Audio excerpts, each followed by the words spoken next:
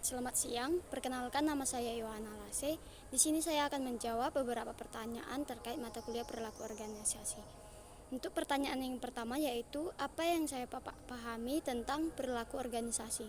Nah, di sini perilaku organisasi itu merupakan perilaku-perilaku anggota-anggota atau individu yang berada di dalam suatu organisasi sehingga perilaku tersebut membentuk suatu perilaku kelompok, kemudian menjadi suatu perilaku organisasi.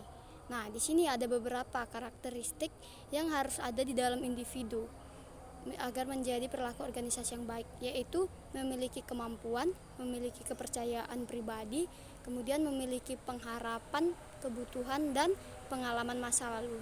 Nah, inilah hal-hal yang harus ada di dalam setiap individu dalam suatu organisasi. Nah, kemudian ada karakteristik organisasi.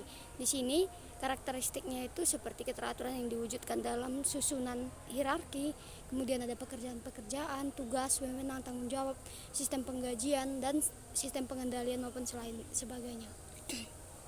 Nah, di sini untuk pertanyaan pertama saya hanya dapat memahami beberapa hal tersebut. Kemudian untuk pertanyaan selanjutnya yaitu apakah di dalam suatu organisasi itu konflik dapat memiliki dampak positif. Nah, apa dampak positif dari sebuah konflik dan bagaimana seorang pemimpin dapat mengarahkan konflik di dalam organisasi itu menjadi memiliki dampak yang positif. Nah, di dalam organisasi itu tentunya seringkali terdapat konflik atau permasalahan. Nah, konflik ini dapat menjadi suatu hal yang merubah organisasi itu menjadi lebih baik atau berdampak positif. Contohnya itu konflik dapat memberikan inovasi baru. Mengapa saya mengatakan seperti itu? Karena ketika kita memiliki sebuah konflik dalam organisasi, tentunya orang-orang di dalam itu akan memiliki pemicu atau suatu motivasi untuk memikirkan hal-hal yang baru. Nah, itu adalah salah satu contoh dampak positif dari konflik.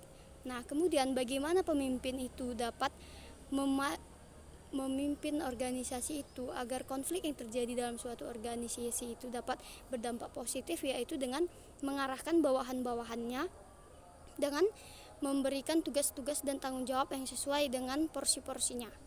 Nah, tentunya hal itu dapat mencegah yang namanya kesalahpahaman di dalam suatu organisasi.